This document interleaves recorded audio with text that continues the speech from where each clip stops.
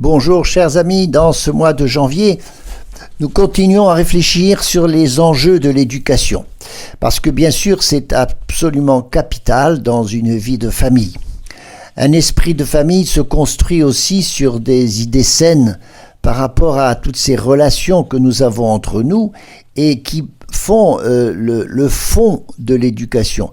Éduquer, c'est finalement vivre avec quelqu'un, c'est le faire croître, c'est le faire grandir avec cette différence qui est capitale entre une génération et la suivante, grosso modo entre les parents et les petits-enfants. Encore que ces notions s'appliquent aussi très bien dans ce qui se passe entre les grands-parents et les petits-enfants. Donc c'est par la mixité des vocations, mixité des générations, on voit qu'il y a là une vocation magnifique à transmettre. Éduquer, c'est aussi transmettre. Alors il y a sur l'éducation quelque chose qui est de toute façon très capital, c'est l'éducation à la liberté. C'est peut-être une notion plus moderne parce qu'autrefois on a beaucoup forcé les enfants à imiter les adultes sans beaucoup de réflexion et c'était que naturellement les enfants faisaient ce qu'on leur disait et donc il y avait en premier lieu l'obéissance. Il ne s'agit pas de penser que l'obéissance ne sert à rien, de même que l'autorité qualifie une génération qui a de l'expérience et du savoir à éduquer la suivante.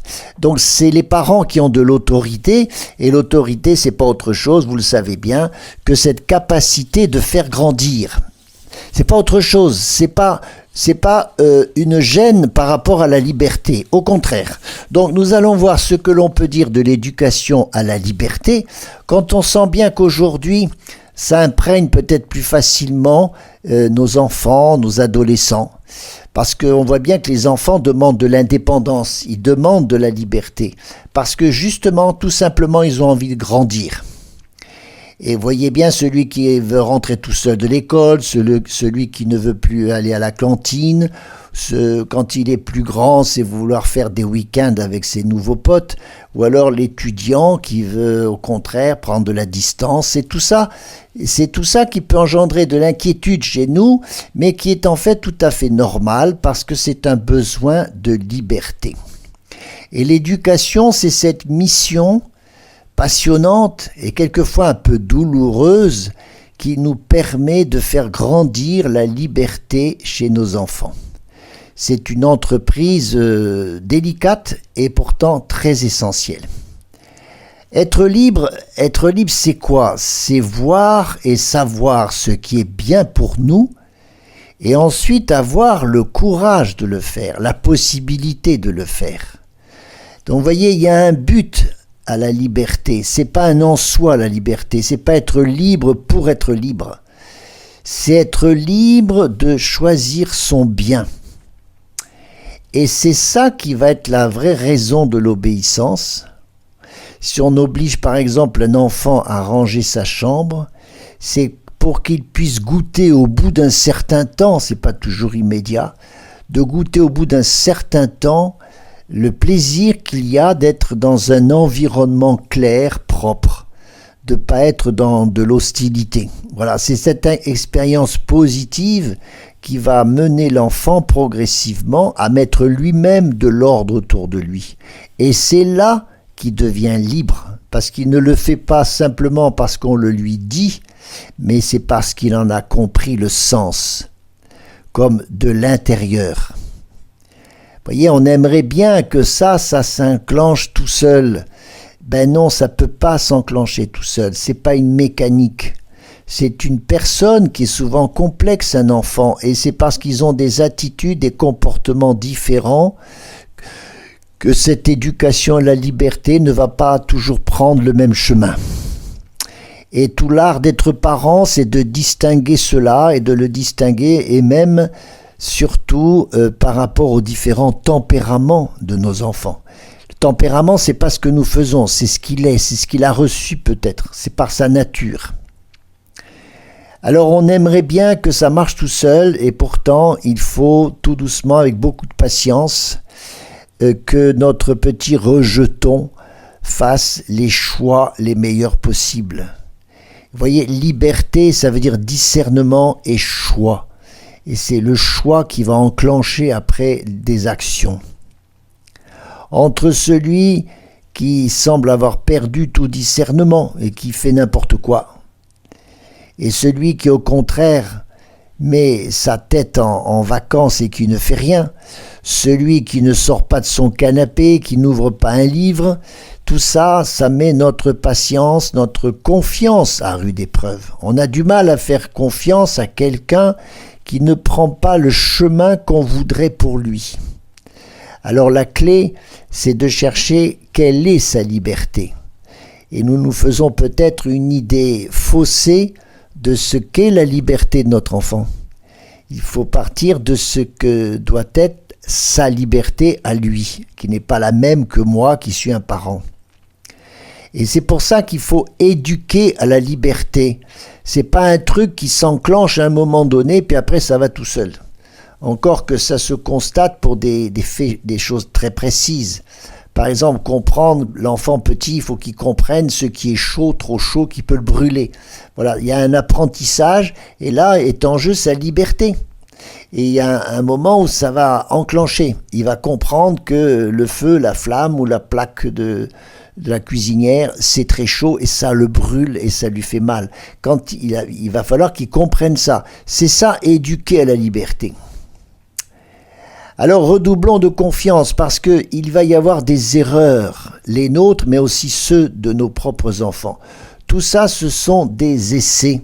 Et c'est en procédant par essai, par expérience, soit positive, soit négative, que l'enfant grandit, qu'il y a une fécondité dans l'éducation et qui se fait progressivement.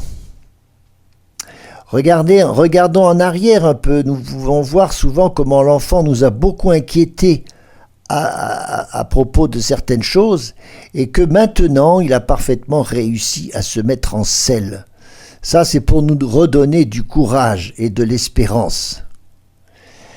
Et on peut voir aussi de même, on peut raisonner pour celui qui semble avoir perdu l'adresse de ses racines, c'est-à-dire ce qu'il avait compris à une certaine époque. Peut-être qu'il est en train de l'oublier.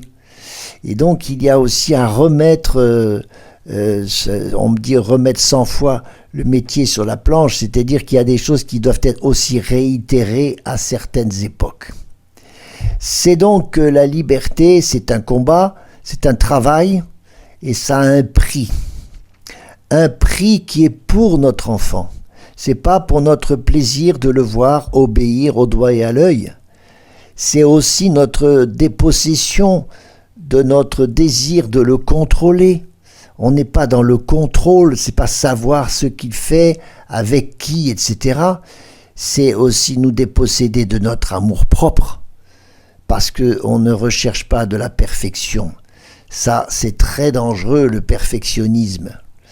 Le perfectionnisme, c'est une voie un peu de travers, qui n'est pas dans le réalisme de la fragilité, du péché, de toutes ces choses qui nous font comprendre que la liberté n'empêche pas que nous ayons à coltiner des obstacles, et il s'en coltinera tout le temps, notre enfant, non seulement dans son enfance, adolescence, et même aussi dans sa vie adulte future. Donc nous ne cherchons pas à être des policiers qui veulent tout simplement que l'ordre soit bien établi, mais nous pensons tout simplement que nous allons chercher notre enfant à l'école parce que pour un temps, c'est ça qui lui procure une sécurité. Et c'est ça qui tout doucement va préparer le jour où il sera libre d'y aller tout seul. Éduquer à la liberté, finalement, à la liberté de notre enfant, puisque ça vise son autonomie, ce qui est encore autre chose, mais qui ça favorise son autonomie, et donc il faut, de notre côté, être dépossédé de notre enfant. Notre enfant ne sera devenu un adulte que le jour où nous aurons parfaitement coupé le cordon ombilical. Nous serons dépossédés de notre enfant parce qu'il n'est pas normal de le posséder. Et aussi nous déposséder de notre inquiétude. L'inquiétude qui est très souvent est au-delà de la réalité. Voilà, on s'inquiète, je crois, un peu trop pour ses enfants, c'est-à-dire les mettre sous cloche, Voyez, on leur donne un portable pour les contrôler, pour qu'ils puissent nous appeler en cas de pépin.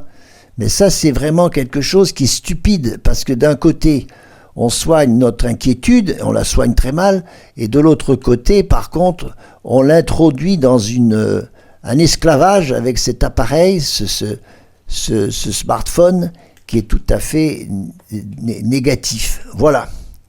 Alors, nous avons des enfants, ils ne nous appartiennent pas, pourtant, belle mission, les faire grandir dans la liberté.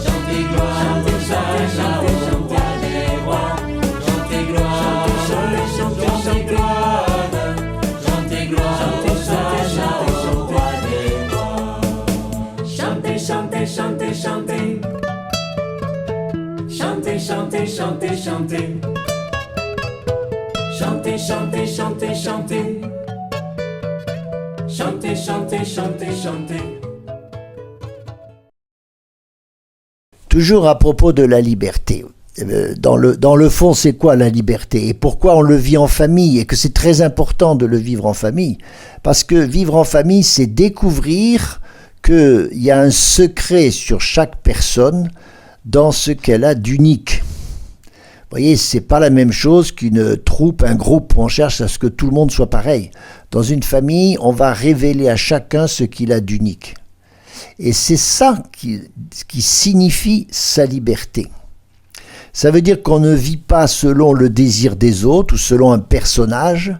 L'enfant ne reproduit pas forcément ce que sont ses parents. Mais c'est parce qu'il a en lui-même un appel profond à développer ce qu'il est.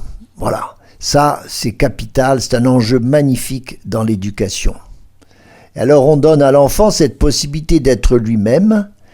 Et alors, c'est pas facile, mais c'est possible, c'est toujours possible. Jean-Paul II, dans sa lettre aux familles, c'est un peu vieux, ça date de 1994, il insiste beaucoup dans l'éducation sur deux mots-clés qui sont l'amour et la vérité. Et amour et vérité, comme dit le psaume, se rencontrent, et amour et vérité se rencontrent pour être au service de cette liberté. Parce que, vous voyez, on en est bien d'accord aujourd'hui, l'enfant, il a besoin de cet amour de ses parents pour savoir qui il est d'abord, comme c'est important, savoir qui il est et ce pourquoi il est fait. Ça veut dire que c'est l'amour de ses parents qui le porte pour ce qu'il va découvrir de lui-même. Et c'est comme ça qu'on transmet, c'est une paternité, une maternité qui nous vient de Dieu, on transmet à son enfant son identité. Les parents apprennent finalement, tout en apprenant à aimer leurs enfants, ils apprennent aussi à l'enfant à aimer. Vous voyez, l'amour, ça ne se calcule pas, mais ça se vit, c'est de l'expérience. Et c'est de l'expérience avec de la tendresse, avec de la miséricorde aussi. C'est ce que dit saint Paul quand il dit que l'amour prend patience, que l'amour rend service, que l'amour ne jalouse pas, qu'il ne se gonfle pas d'orgueil, etc. Il ne cherche pas son intérêt, il n'entretient pas de rancune. Enfin, toute cette merveilleuse hymne à la charité nous dit quelque chose de très important pour construire la liberté de l'enfant sur un amour tel que celui-là.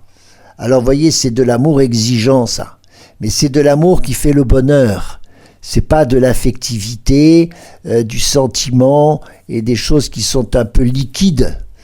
C'est du solide. Et saint Paul dit justement, l'amour met sa joie dans la vérité. Et donc c'est parce qu'on fait la vérité à son enfant qu'il grandit en liberté. Il grandit parce que cette liberté, c'est ce qui va lui éviter d'être sous la contrainte d'émotions, la contrainte du subjectif, la contrainte de ce qu'il sent, qui n'est pas toujours justement le réel.